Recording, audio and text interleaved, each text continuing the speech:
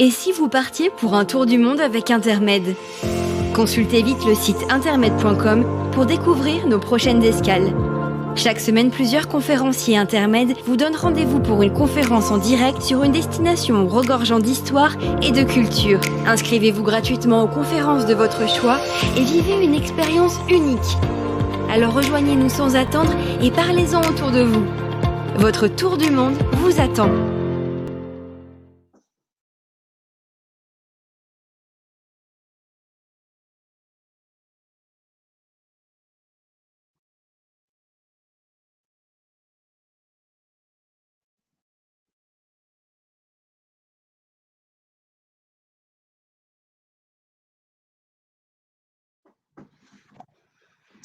Chers amis, bonjour.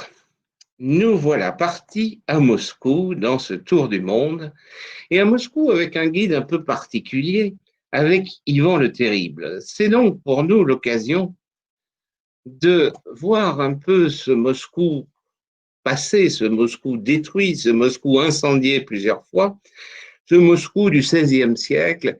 Ivan, vous vous souvenez, il est né en 1530 et il va véritablement régner à partir de son couronnement en 1547 jusqu'à sa mort en 1584. Et on va l'accompagner à la fin de sa vie, au soir de sa vie, c'est un classique, on va dire, là. Donc il revient un petit peu sur son passé, puis il a parfois quelques visions, vous savez, il peut voir le futur, des choses tout à fait étranges, des, des carrosses qui n'ont pas besoin de chevaux, qui se déplacent tout seuls, un extincteur par-ci par-là, des choses un peu modernes. Mais que voulez-vous, comment faire pour vous montrer vraiment le Moscou du XVIe siècle? Bon, faire une grande mise en scène, demander à tous les moscovites d'y participer, ça paraissait un peu difficile. Donc, on va accompagner Yvan et on essaiera quand même de voir des lieux emblématiques de ce Moscou du XVIe siècle, de ce Moscou un peu méconnu. Alors, d'abord, on va se poser la question, à quoi ressemblait Yvan? Eh oui. Et vous avez les portraits officiels. À gauche, une gravure allemande de l'époque. À droite, il y a un de ces portraits icônes. Avant Pierre le Grand, on fait des portraits icônes, la Parsouna. Bon, après, vous avez l'imaginaire. Et l'imaginaire, c'est souvent plus parlant. Regardez par exemple ici le film d'Eisenstein, et c'est vrai qu'il est extraordinaire, cet Ivan. Mais il nous fausse peut-être un peu la réalité, parce qu'il paraît vraiment terrible, Grozny, le redoutable. En réalité, c'est un personnage, on va le voir, qui était à la fois d'une grande culture, d'une grande piété, plein de contradictions, mais extrêmement intelligent, et il faut dire un certain déséquilibre qui s'explique de par sans doute son enfance. Vous savez, il avait perdu sa mère à 8 ans, sans doute empoisonné dans les complots de boyards qui étaient autour. C'était épouvantable et son père était mort à sa naissance en 1530. Il est né donc là, cette année-là. Donc, si vous voulez, c'est un tissu de contradictions. Et c'est vrai qu'il a été aimé du peuple aussi, Yvan, parce que il s'en est pris au boyard finalement. Alors, voilà, c'est une vision. Alors après, essayons de le voir un petit peu plus, comment dirais-je, dans sa réalité. Oh, on dirait au XVIe siècle, comment? Et si, dans les années 1960, on a exhumé les restes des tsars, des princes, des grands princes, puis des tsars. D'ailleurs, Ivan est le premier à porter le titre de tsar. Hein. Avant, c'était les grands princes ou les grands ducs de Moscou. Et avec son crâne, vous voyez, le professeur Michel Gerasimov a tenté une reconstitution faciale. Et vous voyez ici Ivan à la fin de sa vie, forcément. C'est au moment de sa mort qu'on a le crâne. On n'a pas son crâne plus jeune. C'est logique. Donc, vous voyez qu'à ce moment-là, eh bien, en 1584, d'ailleurs, ça lui faisait finalement 54 ans, hein, pas si vieux que ça. Mais... Et alors, on a tenté une nouvelle reconstitution, vous voyez, moderne, par des criminologues, c'est celle qu'on a à gauche. Peut-être faut-il préférer visiter Moscou en compagnie finalement d'un Ivan portrait psychologique vu par Ilya Répine. Il est extraordinaire, cet Ivan, comme vous voyez. Regarde.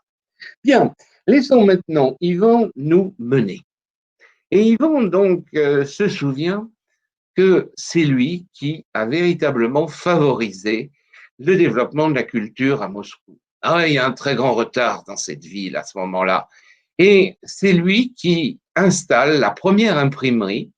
L'imprimeur, Ivan Fyodorov, donc, vient du Danemark, enfin, il est passé par le Danemark, s'est formé à l'imprimerie. Alors, évidemment, ça fait quand même un gros décalage par rapport au reste de l'Occident, mais tout de même, voici ici l'extraordinaire premier livre russe.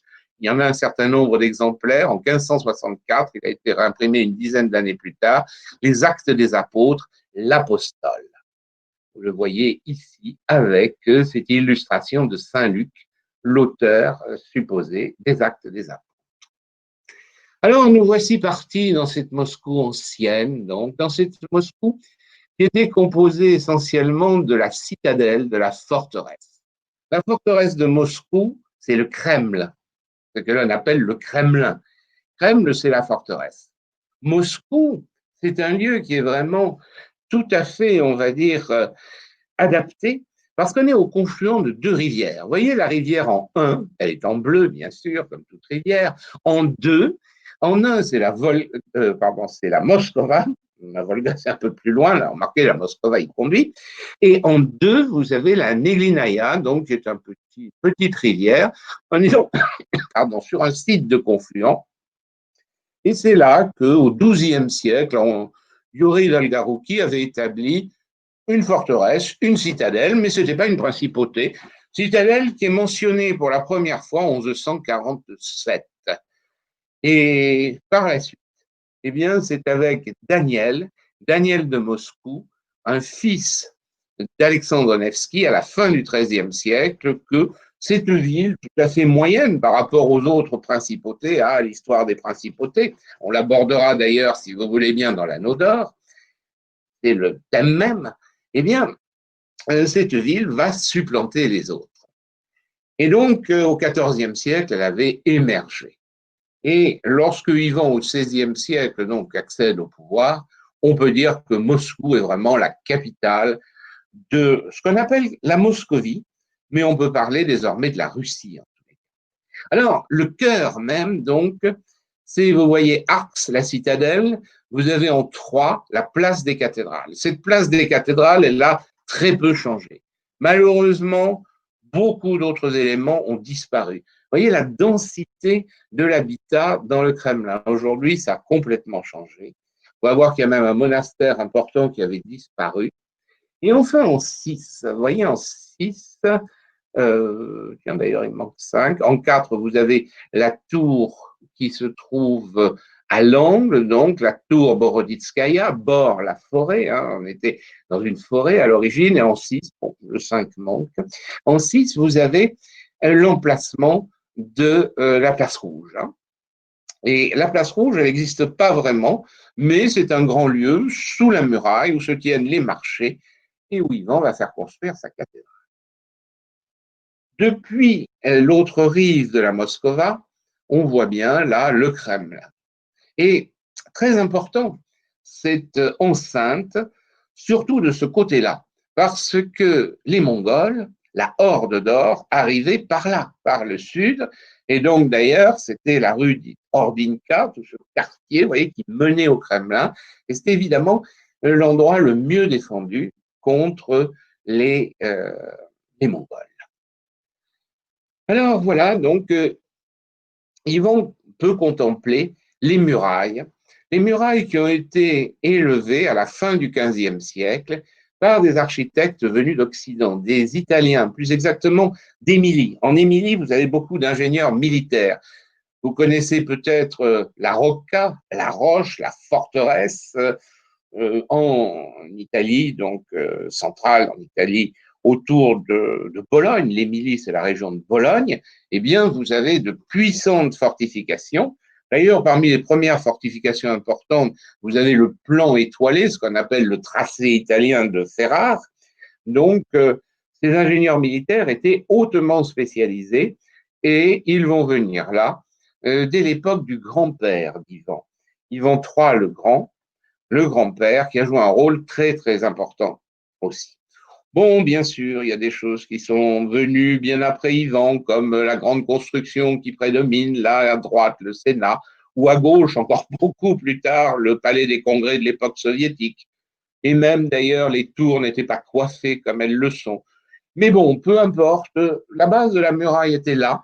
Elle avait d'ailleurs succédé à d'autres murailles. Il y avait eu déjà des murs qui avaient été faits au XIVe siècle et le Kremlin avait été pris à la fin du XIVe siècle. On avait donc reconstruit. Vous voyez cette puissante fortification qu'on a là. Et au loin, on voit le clocher. Donc ce clocher Saint-Jean-Climac de l'époque d'Ivan, qui a été modifié ultérieurement aussi, et les bulbes des cathédrales, de ce cœur vivant, la place des cathédrales. Voyez là, imaginaire, un assaut en quelque sorte là, sous les murailles. Et nous voici partis pour la place des cathédrales. Donc Ivan commence, on va dire, sa visite avec la place des cathédrales. Ivan, eh bien, il résidait à Alexandrovo. Il avait quitté Moscou et il s'était installé en 1564-65 à Alexandrovo, au moment d'ailleurs où il avait laissé une ambassade du peuple représentant le peuple moscovite le prier de revenir. Il était parti ayant donc dénoncé des complots de boyards, et il s'était fait prier pour revenir. En réalité, il réside à Alexandrovo jusqu'en 1581. Et c'est là, donc, on le voit, qu'il visite Moscou, je dirais, dans ses toutes dernières années. Alors, qu'est-ce qu'il peut voir sur la place des cathédrales? Eh bien, l'édifice le plus important, celui qui a abrité en 1547 son couronnement. C'est le premier grand couronnement avec le titre de tsar, donc très très important. C'est la cathédrale de la Dormition. Et cette cathédrale a été faite en collaboration, si vous voulez, parce que des édifices, il y avait une tentative de reconstruction qui avait mal tourné, et dans ces années 1475, eh bien, Ivan III fait appel par le biais d'un ambassadeur qui se trouvait en Vénétie, Simon Tobulzine. Il fait donc appel à un architecte italien, Aristote Fioravanti. Il est originaire de Bologne, de la région de Bologne. Il y a d'ailleurs une plaque commémorative dans une église de Bologne. Il va venir donc travailler là et il va prendre le modèle, c'est pour ça c'est une sorte de synthèse, car son modèle, c'est le modèle traditionnel de la cathédrale de la Dormition de Vladimir. Très, très importante cette cathédrale. C'est de là d'ailleurs que venait la fameuse Vierge de Vladimir qui était conservée là, dans la cathédrale de la Dormition. Elle avait été apportée à la fin du XIVe siècle pour protéger la ville contre les Mongols de Tamerlan. Et d'ailleurs, la ville n'avait pas été prise. Donc nous voyons là cette construction traditionnelle avec, vous voyez, ces grands arcs qu'on appelle les acomars, les cinq coupoles, le Christ et les évangélistes. Donc c'est bien le modèle qui a été repris et en même temps il a su moderniser et surtout du point de vue technique, faisant de nouveaux types de briques et on va dire apportant de discrètes touches, par exemple des piles cylindriques et même des éléments métalliques pour tenir l'ensemble et la cathédrale a bien tenu. Voici l'entrée ici, une entrée latérale. Et pourquoi latérale? Parce que, eh bien, elle donne sur cette fameuse place, place des cathédrales. On vient de voir là l'abside, donc à l'est, et nous voici sur le flanc sud, avec d'ailleurs ce portail et des peintures. On ne restera pas sur le flanc de la cathédrale et on va entrer. Et donc là, un ensemble de peintures qui existaient à l'époque d'Ivan. Donc Ivan avait vu les peintures, mais elles ont été refaites à la suite d'un incendie au début du XVIIe siècle. Elles ont été refaites au XVIIe siècle. Donc nous pardonnera ces peintures qu'Ivan n'a pas vues telles que. Mais comme vous savez, les schémas sont toujours les mêmes. Les saints sont sur les colonnes, soutiennent l'édifice. L'iconostase qui est au fond s'était développée dès le XIVe siècle. Donc finalement, eh bien, ce sont des types extrêmement proches et les programmes picturaux sur les murs qui illustrent donc l'histoire du Christ sont tout à fait aussi traditionnels, de même que sur les coupoles, le Christ Pantocrator, le Christ Emmanuel et un certain nombre de représentations assez codifiées. Alors, vous voyez, ces piles cylindriques, ça c'est l'apport de Fioravanti. et un ensemble très très haut. Belle photo d'ailleurs, depuis cette année, c'est possible de prendre des photos à l'intérieur. Donc, ça a été fait tout à fait légalement. Donc, vous voyez ici les voûtes, par exemple, les voûtes, et on voit donc là assez bien les scènes représentées. Donc, sur les voûtes plates, vous avez donc l'ascension tout à fait traditionnelle, la transfiguration, un certain nombre de thèmes, et la dormition, naturellement, très importante, c'est la mort de la Vierge, le Christ qui vient chercher l'âme de la Vierge. Alors voilà, ici, c'est ensemble, cet espace, et ça a été la principale cathédrale de Moscou, jusqu'à ce qu'au XIXe siècle, on construise la cathédrale du Christ Sauveur, puis que finalement, on la détruise à l'époque soviétique et qu'on la reconstruise au XXe siècle. Mais c'est une autre histoire. Ivan était très pieux. Et Ivan, justement, se recueille. Et il se recueille devant, par exemple, la Vierge de Vladimir. Elle est à gauche, là. Et cette Vierge de Vladimir, eh bien, c'est vraiment l'icône protectrice de la Russie. Elle avait été offerte par le patriarche de Constantinople, Lucas Chrysoberges, et datée peut-être de la fin 11e, enfin elle est de style Comnène ou début 12e, elle avait été offerte au 12e siècle, au milieu 12e, et elle était l'icône d'Andrei Bogoliouski, le prince de Vladimir. À droite, une icône qui n'était pas forcément là, mais devant laquelle, icône similaire, Ivan a pu se recueillir. Ivan, d'ailleurs, a véritablement une callosité au front, l'hyperkératose, c'est-à-dire qu'il s'incline tellement devant les icônes qu'il finit par avoir un cal sur le front. Et pourquoi Saint-Jean? Ah oui, pourquoi Saint-Jean? Non, le port de la barbe, il était classique. C'est Pierre le Grand, d'ailleurs, qui a voulu raser tout le monde, mais c'est beaucoup plus tard, je le vois. Mais non, le port de la barbe, oui, tout le monde porte la barbe parce que le Christ des icônes est barbu, bien entendu. Donc, le port de la barbe est traditionnel. Alors, à droite, donc, voyez ici cette figure de Saint Jean. Alors là, on est un peu surpris. D'abord, pourquoi Yvon a une dévotion particulière pour Saint Jean? Quelqu'un a une idée? Bah oui, pourquoi Saint Jean plutôt qu'un autre? Ah, je vois pas d'idée là. Je vous laisse réfléchir. Et le deuxième point, ce Saint Jean, il est bizarre, il a des ailes. C'est Saint Jean, l'ange du désert. En effet, c'est celui qui a annoncé le Christ. Alors vous savez, ange en grec, ça vient de angelo, j'annonce. Et oui, bravo, c'est son prénom. Ivan, c'est Jean. Donc en russe, Ivan. Donc Saint Jean est le protecteur. Et c'est pour ça que ces icônes, surtout ce type, si vous voulez, Saint Jean, l'ange du désert, on les trouve surtout au milieu du XVIe siècle, celle-ci est des années 1560, et d'ailleurs au musée Robloff, à la cathédrale de la Dormition, et l'autre d'ailleurs a été à la cathédrale de la Dormition, la Vierge de Vladimir, mais elle est aujourd'hui dans une chapelle annexe, qu'on peut voir d'ailleurs, de la galerie Tretiakov. Mais voilà, elle a été très longtemps dans la cathédrale. Alors, évoquons le couronnement. Bravo, oui, oui, Yvon égale Jean. Évoquons le couronnement. Et vous avez ici à gauche ce qu'on appelle le trône d'Yvon, et ce n'est pas le trône, c'est une sorte de petit oratoire fermé qui se trouve aujourd'hui dans la cathédrale, et donc où Yvon pouvait s'installer pour assister aux offices. Et vous avez d'ailleurs là, au milieu en bas, un des reliefs qui illustre la gloire de la dynastie, les Rorikides. Et Yvan se souvient de son ancêtre Rorik, un peu mythique au IXe siècle, fondateur de la dynastie, et de tous ces princes qui ont donné en quelque sorte ce lustre à la dynastie. Mais il ne peut pas savoir qu'il est l'avant-dernier à régner de la dynastie.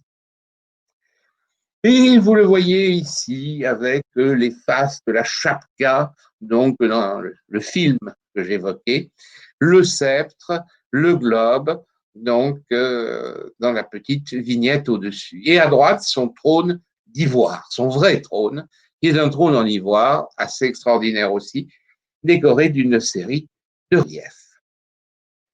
La cathédrale de la Dormition, c'est aussi la cathédrale des métropolites. Patriarche? Non, pas encore. Là aussi, Yvan peut imaginer que plus tard, il obtiendra la, on va dire, dignité de patriarcat, mais c'est son fils, et avec en particulier Boris Godunov, sous l'action de Boris Godunov, c'est son fils Fyodor qui l'obtiendra quelques années plus tard. À l'époque, c'est le métropolite, et le métropolite est à Moscou depuis le début du XIVe siècle, le métropolite Pierre. Et vous avez ici la magnifique icône qui se trouve à la Dormition du métropolite Alexis. C'est celui qui, au XIVe siècle, a soutenu, élevé Dimitri IV, le futur Dimitri Donskoy, celui qui, sur le Don, Dimitri du Don, donc, qui a triomphé pour la première fois au champ des Bécasses à Koulikovo en 1380 des Mongols. Et vous voyez à gauche l'endroit, une forme de petite niche, qui est d'ailleurs plus ancienne, hein, dans la cathédrale, qui donc remonte au XVe siècle et qui est donc le dais du métropolite. Il se tient là. Et de surcroît, il y a aussi les tombeaux des métropolites. Le terrible, redoutable, Grozny, c'est ce que je disais un peu en préambule. Bien sûr, je n'aurai pas le temps, là, dans ce cadre qui est quand même, je dirais, intégré à l'idée du tour du monde, de développer tous les aspects d'Ivan, mais c'est vrai que redoutable pour l'aristocratie en particulier. Et c'est vrai qu'il a eu des formes de répression très, très dures. Il se souvient d'ailleurs qu'en 1564-65, à la suite justement de ce complot, ou en tout cas, accusation de complot, on complotait tout le temps, de toute façon, il risquait pas de se tromper. Eh bien, et il va créer aussi l'Oprichnina, c'est-à-dire une police qui lui est complètement dévouée, une sorte de corps d'élite, et qui sème aussi, il faut bien dire, la terreur parmi les boyards. Hein. Donc, il est à la fois répressif et moderniste. La première partie du règne, ça a été véritablement, on va dire, une période d'innovation, de modernisation, avec la bienfaisante influence de sa femme, Anastasie. On va la voir un peu plus loin. Mais avançons. Et Yvon, qui est un peu pressé, donc, passera rapidement à la cathédrale de la déposition de la robe de la Vierge, qui est une fête, hein, commémoration. Et vous voyez, c'est un petit édifice qui se trouve à côté de la cathédrale de la Dormition. Tous ces édifices existent à l'époque d'Yvon, donc pour la plupart, ils datent de la fin du XVe siècle, donc, ou du début XVIe, pour la cathédrale de l'Archange Michel. Ici, à la fin du XVe siècle, on a l'Annonciation. La cathédrale de l'Annonciation, c'est un peu l'église familiale des tsars. Et Yvon l'a fait modifier. Il l'a fait mettre tout autour des galeries. Et c'est d'ailleurs de là qu'il assiste aux offices lorsqu'il est excommunié. Excommunié pour différentes raisons. Il va d'ailleurs s'en prendre au métropolite de Moscou, Philippe, qui fait emprisonner, qui finira d'ailleurs par être tué en prison, sur son ordre. Hein. En plus, il y a la question des mariages d'Ivan, donc il a divorcé, il s'est remarié, c'est un peu l'Henri VIII russe, encore qu'il n'a pas fait dans l'ensemble exécuter ses femmes, mais il n'empêche, à part une d'ailleurs, il n'empêche que ça l'a mis aussi en marge de l'Église. Donc, vous voyez, c'est tout cela qui fait que c'est encore une des contradictions d'un homme extrêmement pieux et qui se trouve excommunié. Alors, entrons dans cette cathédrale. Voici la galerie, avec d'ailleurs le visage, la sainte face du Christ, le mandylion, hein, le mandylion grec qui est là, et la galerie tout autour. À l'intérieur, l'iconostase. Et sur cette iconostase, eh bien, il y avait des icônes qui provenaient du début du XVe siècle, hein, des icônes de Roubloff, en particulier André Roubloff, mais aussi Théophane le Grec.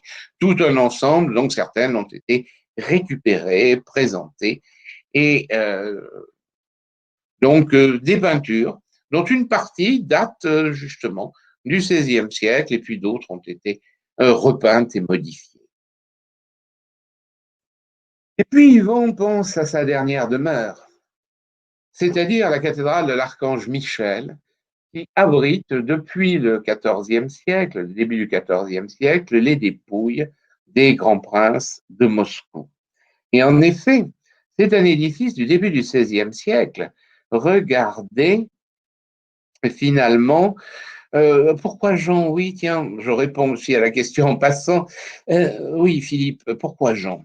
Quelle bonne question, mais c'est un prénom dynastique très important.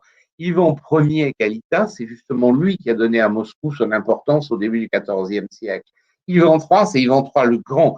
C'est lui qui a présenté Moscou comme la troisième Rome, en quelque sorte, qui a épousé Zoé Sophie Paléologue, qui était donc la nièce du dernier empereur byzantin Constantin XI. Donc, oui, c'est un prénom dynastique. Et après, bon, pourquoi le choix pour Yvan Ier? Il a dire, hein, mais de toute façon, c'est un prénom qui était très fréquent aussi à Constantinople. Prenez Saint Jean Chrysostome, par exemple. Donc, et vous aviez des empereurs byzantins qui s'appelaient Jean, hein, Jean Cantacuzène, par exemple. Donc, finalement, rien d'extraordinaire à ça. Alors, j'en reviens à ma cathédrale de l'Archange Moscou que Yvan peut contempler de ses yeux. Eh bien, y voilà un édifice de la Renaissance. C'est sans doute un des plus marqués par la Renaissance italienne. Hein.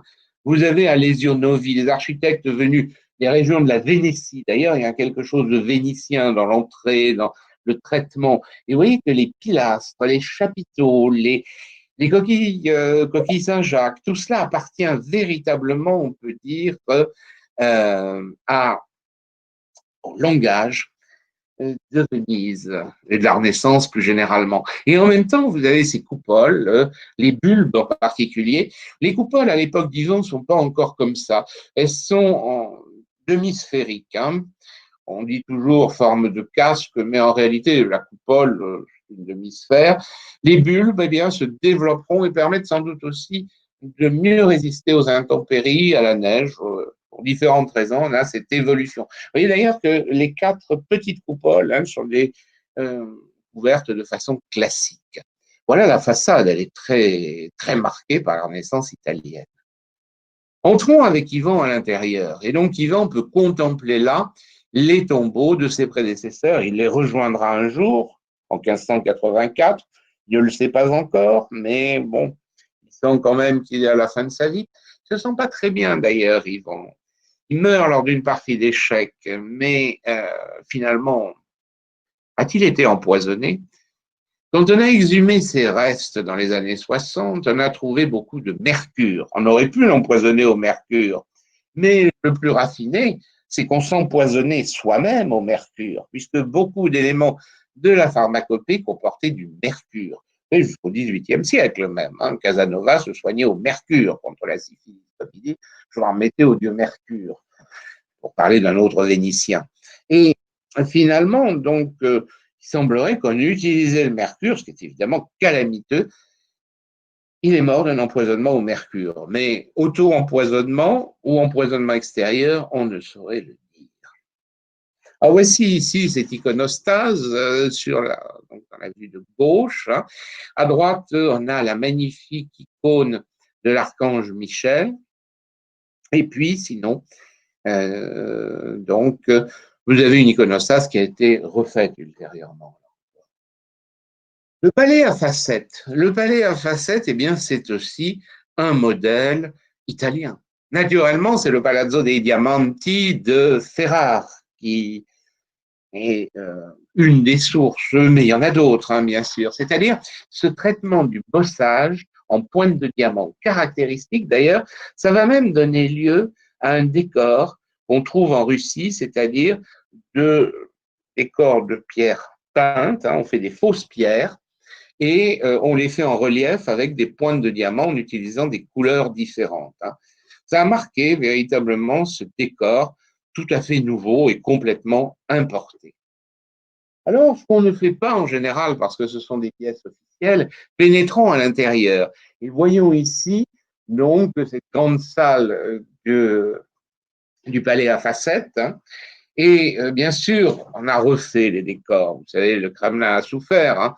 D'ailleurs, les dernières périodes un peu difficiles pour le Kremlin, je n'ose le rappeler, mais ça a été le passage de Napoléon et de ses soldats. Fermons pieusement la parenthèse. Mais de toute façon, il y a eu des incendies, il y a eu. Donc, on a beaucoup refait, mais n'empêche qu'on a les espaces, on a les volumes, et on voit bien ces pièces, finalement, assez basses par rapport aux pièces d'apparat, sans doute pour des raisons essentiellement de chauffage. Les fenêtres sont petites, les voûtes sont basses, et de toute façon, donc, Alexandre Ivan ne résidait pas là entre 1564 et 1580.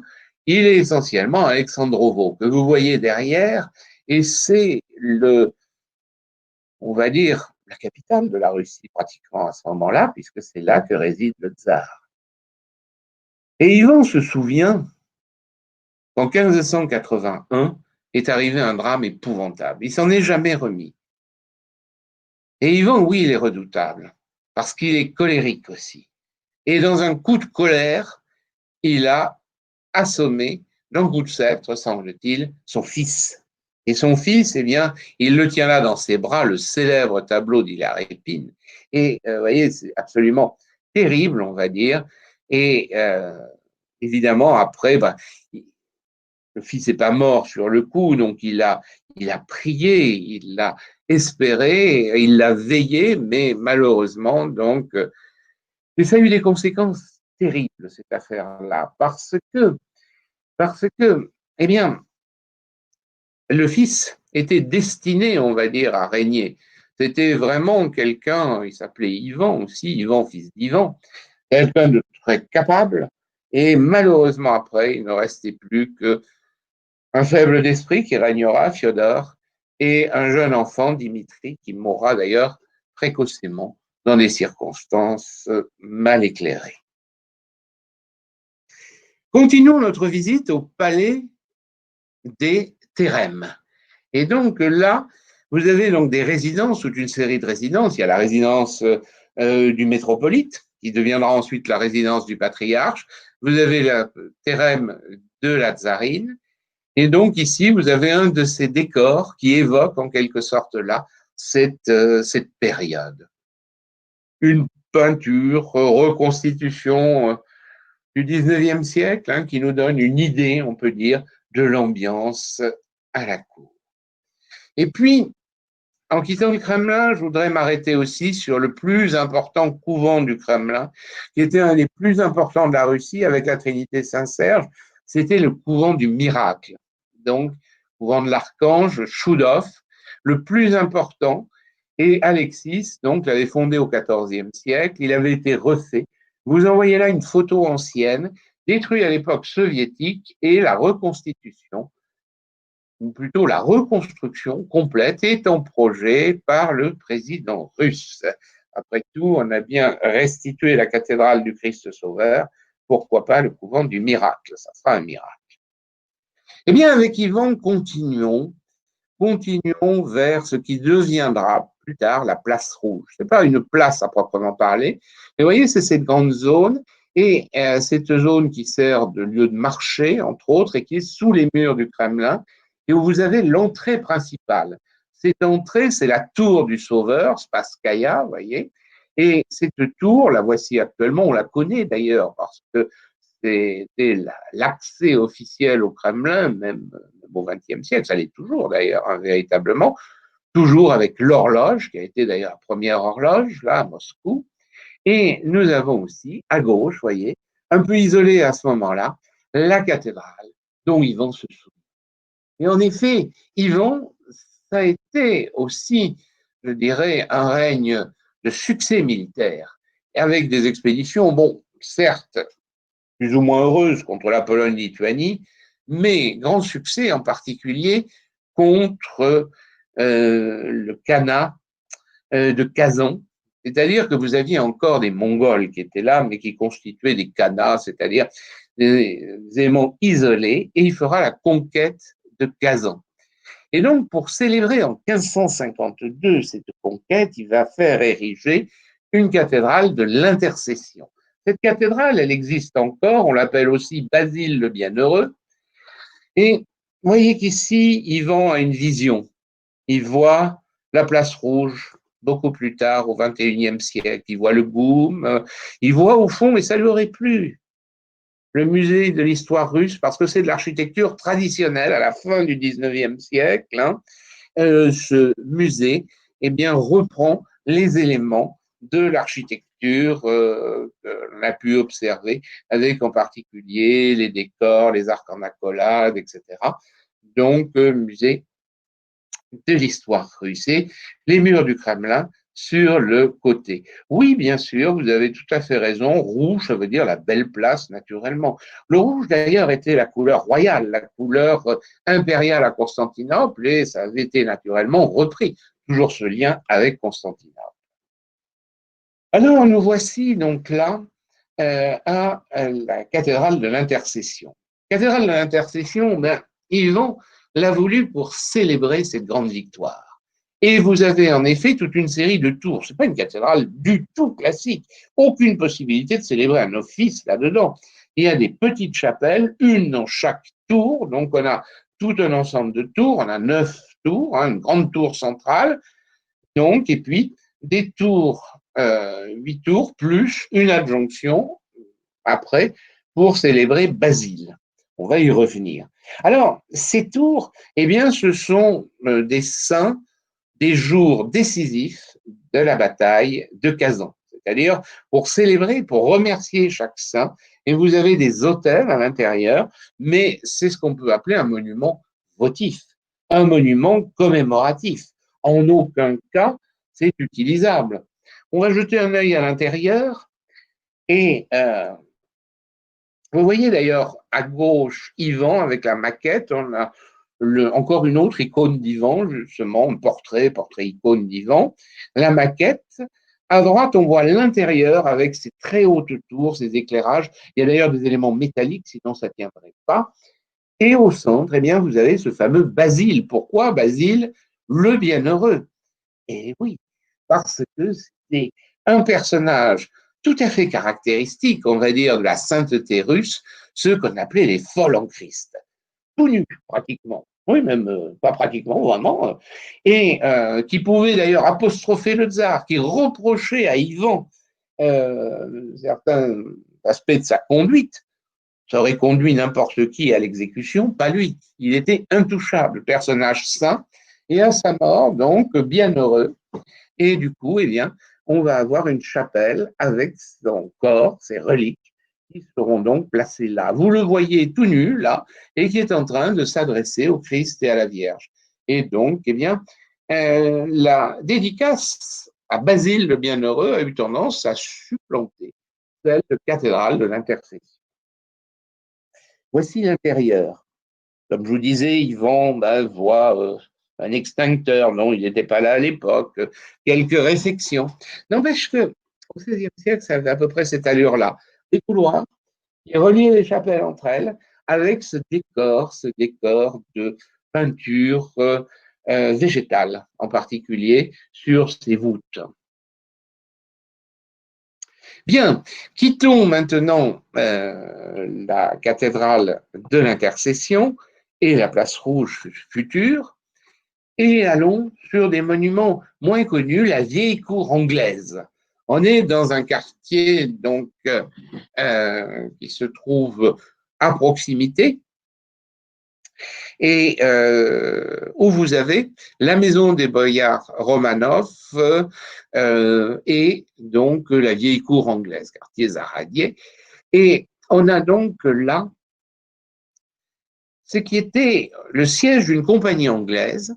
Ivan, en effet, a favorisé l'implantation des marchands. Les relations diplomatiques, il a essayé d'ouvrir la Russie. C'est vraiment un esprit moderne. Hein. Et il peut être fier de ce qu'il a fait. Il a conquis Arkhangelsk. Il a été vers la Sibérie. Donc, c'est les débuts de la conquête vers l'Est. Hein. La conquête de l'Est, caractéristique de l'histoire russe, c'est la conquête de l'Est.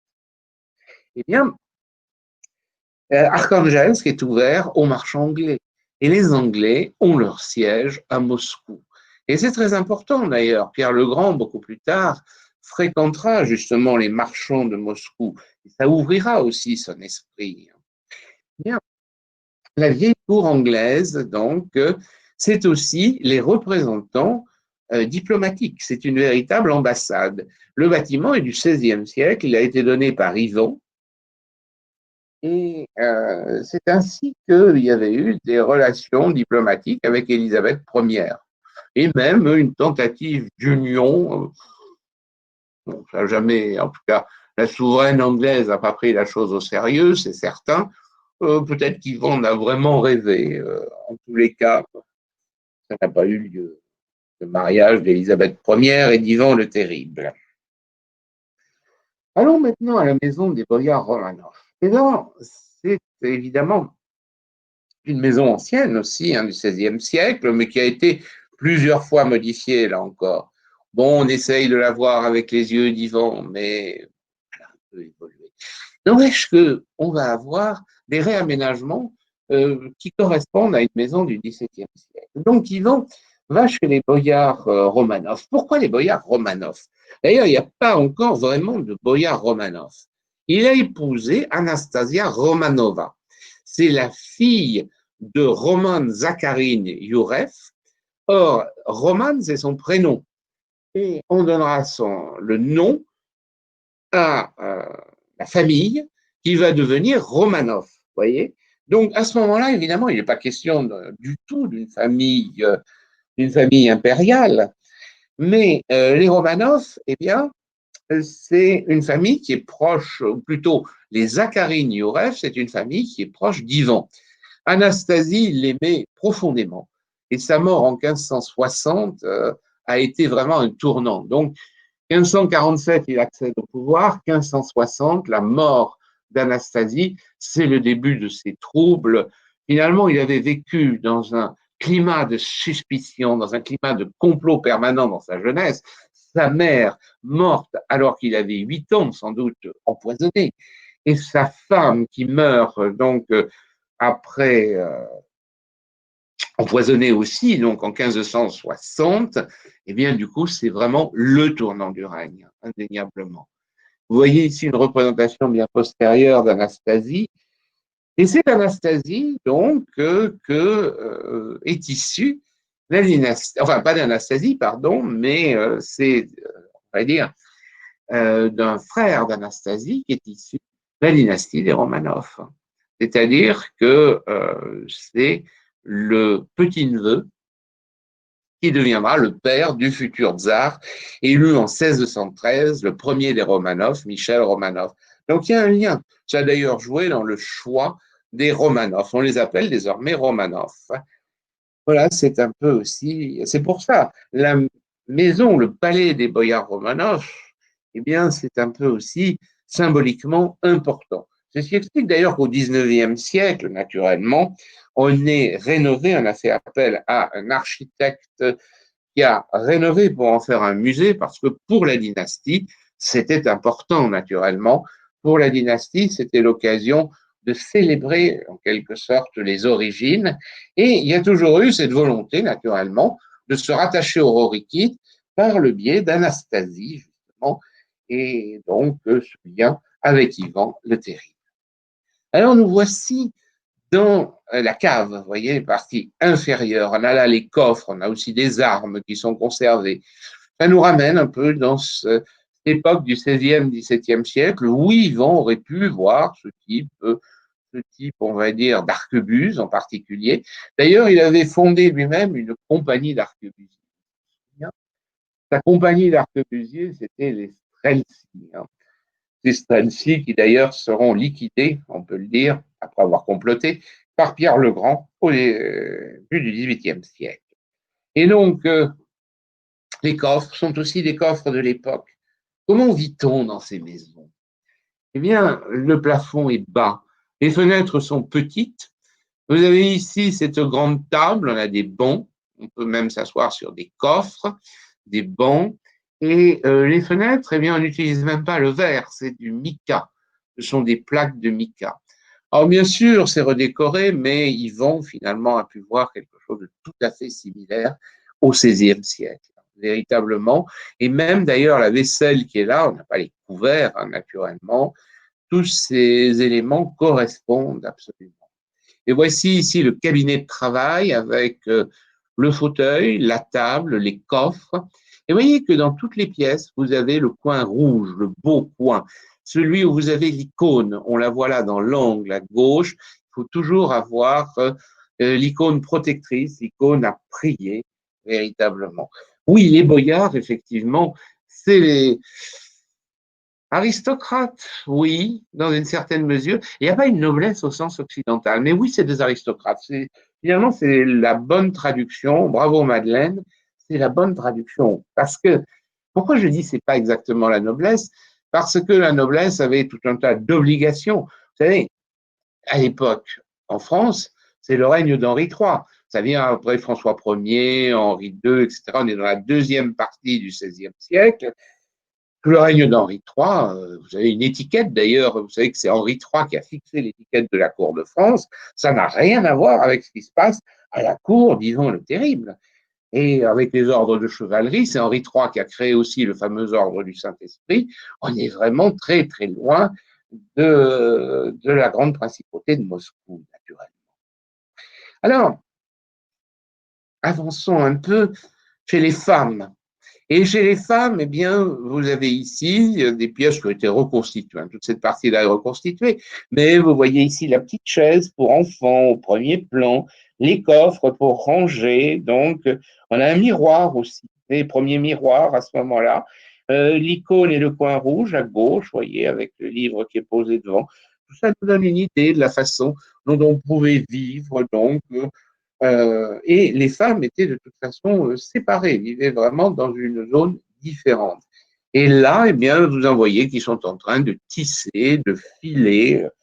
Pour s'éclairer, d'ailleurs, ce n'est pas toujours évident. Donc là, les fenêtres ont été faites plus grandes, mais je vous dis, c'est une partie refaite. On voit d'ailleurs là, à droite de la laine qui est en train d'être cardée, un métier à tisser qu'on devine à gauche et les tisseuses et brodeuses qui se sont mises à la lumière pour essayer de tirer un petit peu de lumière. D'ailleurs, sur la vue du cabinet, regardez, vous voyez au fond les fenêtres, eh bien, c'est des plaques de mica. Il fallait d'ailleurs de sacrées plaques de mica. On n'utilise pas de verre à ce moment-là. Bien, il me faut avancer. Ils vont être un peu pressés puisqu'il est dans un cadre un peu imparti, on va dire. Et donc, mais vous le retrouverez plus tard, hein, bien entendu. Il vous présentera d'autres aspects de sa vie à d'autres occasions. Mais là, donc, il passe à Novodevitchi. Novodevitchi, c'est un couvent qui a été fondé par son père, Vassili III. Et c'est un couvent de femmes. C'est là, d'ailleurs, où seront relégués pas mal, on va dire, de tsarines. Hein. Et d'ailleurs, le père d'Ivan avait relégué sa propre femme au bout de 20 ans. Il faut dire qu'il y avait quelques raisons. Elle ne lui avait pas donné d'enfant. Ivan était l'enfant du miracle, d'un remariage tardif avec Elena Glinska, et c'était l'enfant tant attendu, finalement, un peu comme Louis XIV. Hein. C'est véritablement celui qu'on n'arrivait jamais à avoir.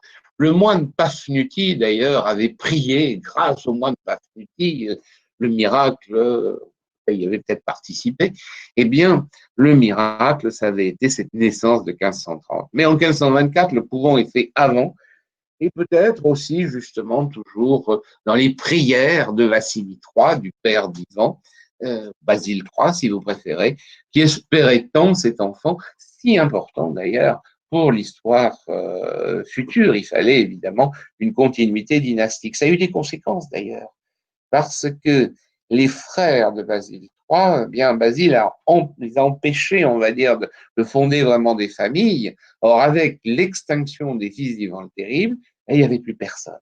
Il n'y avait plus, ajoutons à ça que sous Helena Glinska, on a éliminé aussi des membres de la famille, hein, avec son favori régent Obolensky. Eh bien, il y a eu le ménage de fait dans la famille. Donc, finalement, de tout cela a résulté qu'il n'y avait plus de descendance après Fiodor en 1598, à la mort de Fiodor. Terrible. Mais revenons donc à Novodevitchi. Le couvent est fortifié. Ça, c'est toujours très surprenant. Nous sommes habitués à des couvents qui sont, on va dire, juste avec un simple mur d'enceinte. Mais là, c'est une puissante fortification.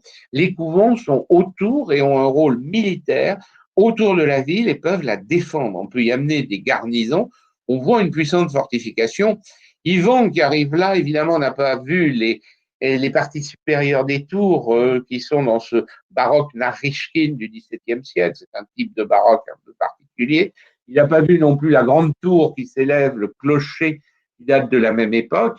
Mais par contre, bien sûr, la cathédrale qui se trouve donc là au centre, Notre-Dame de Smolensk, et la voici d'ailleurs, avec donc l'enceinte, pouvait contempler. C'est vraiment d'ailleurs une église 16e siècle, hein, elle est caractéristique. Mais Yvan est un peu pressé, donc il n'entrera pas à voir les magnifiques peintures, ajoutez de surcroît qu'elles ont été restaurées pendant des années, pas trop où ça en est. Et donc, on va avancer et avancer donc là pour terminer dans le dernier monument donc dans lequel Yvan se rend. C'est un peu un retour aux sources en effet. En 1530, comme je vous le disais, eh bien, était né Yvan, l'enfant du miracle. Et c'est sans doute à ce moment-là que l'on a construit l'église de l'Ascension de Kolomenskoye. Kolomenskoye, donc, c'est un endroit à côté de Moscou, Kolomna, donc on avait un village, un palais princier, et ce palais d'ailleurs n'existe plus, il avait été reconstruit sous Alexis au XVIIe siècle, détruit au XVIIIe, Catherine la Grande avait des projets, puis finalement, bon, il n'y a plus grand-chose à part les portes du XVIIe, mais après tout, Yvan ne les a pas vues, donc nous non plus. On respecte évidemment la vision d'Yvan, mais par contre, ce qu'il pouvait voir, c'est cet édifice tout à fait saisissant. Il s'agit donc de cette église de l'Ascension de Kolomenskoye, et voyez que c'est la première flèche en Russie. C'est un architecte italien, Pierre le Petit, Petroc Mali, qui a réalisé, donc il y a d'ailleurs des mentions, il y a des éléments gravés sur la flèche.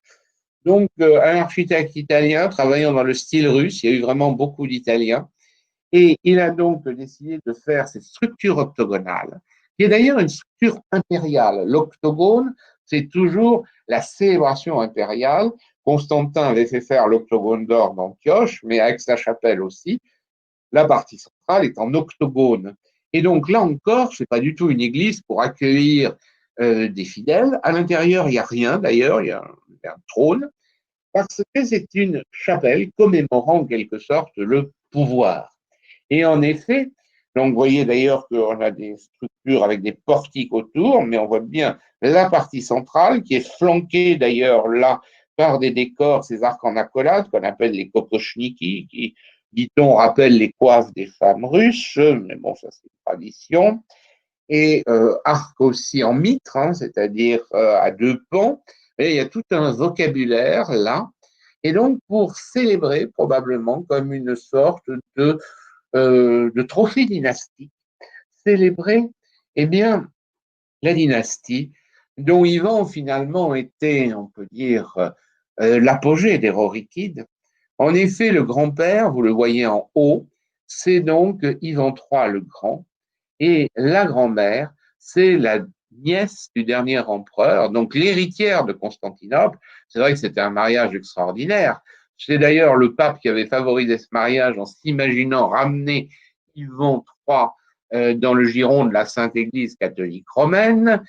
Et c'est le contraire, c'est-à-dire que la princesse qui était passée par Rome, c'est pour ça le pape avait même été son tuteur après la mort de son père Thomas Paléologue, qui était le frère de Constantin XI, le dernier empereur qui a disparu lors du sac de la prise de Constantinople en 1453. Hein. Il faut bien se dire que 1453, prise de Constantinople, hein, et que 9 ans après arrive au pouvoir Ivan III, et Ivan III, en épousant l'héritière, désormais, deux Roms sont tombés, comme me dit le moine Philoté de Pskov, et ça sera repris par le pouvoir. Deux Roms sont tombés, une troisième demeure, et elle est éternelle, et c'est Moscou. La première Rome, c'était la Rome d'Italie. La deuxième Rome de l'Empire romain d'Orient, c'était Constantinople. La troisième Rome, elle existe encore, elle est à Moscou. Moscou est l'héritière de l'Empire. D'ailleurs, au XVIe siècle, on n'hésite pas. On fabrique des généalogies, on rattache les ororiquides aux apôtres, on les rattache aux empereurs romains. Si, on a pu faire des choses comme ça. Je dis bien que la dynastie française a fait la même chose, de toute façon. Et donc, il y a cette sorte de lien, d'ailleurs, même sur les portes de la cathédrale de l'Annonciation, par exemple, à Moscou, les portes de bronze, vous avez les philosophes grecs. Hein. On voit vraiment Homère, par exemple, qui est représenté. Je ne voulais pas montrer parce que voilà, le temps passe, et d'ailleurs, je crois qu'il va falloir que je m'arrête. On a un cadre un peu strict pour ces conférences tour du monde, donc j'ai un peu, on va dire, élargi le tour, mais bon, c'est toujours intéressant, je pense. Donc, vous voyez sur la droite la reconstitution faciale, oui, elle ressemblait à ça, la reconstitution faciale de Sophie Paléologue. À gauche, une gravure au niveau supérieur, une gravure d'Ivan III, et à droite, la grand-mère donc d'Ivan le Terrible, d'Ivan IV, Sophie Paléologue. Et entre les deux, l'emblème de Constantinople qui est réadapté, qui devient l'emblème de la Russie désormais, l'aigle bicéphale, vous voyez, avec la couronne fermée, qui est la couronne impériale, l'épée et le globe, avec le double pouvoir spirituel et temporel. Et en dessous, vous avez le père, Vassili ou Basile III, et la mère, qui est cette princesse Elena Glinka, donc, qui avait été Vassili III avait épousé tardivement. Elena Glinka, dont la mère était serbe d'ailleurs, hein, donc, et qui avait vécu en Lituanie.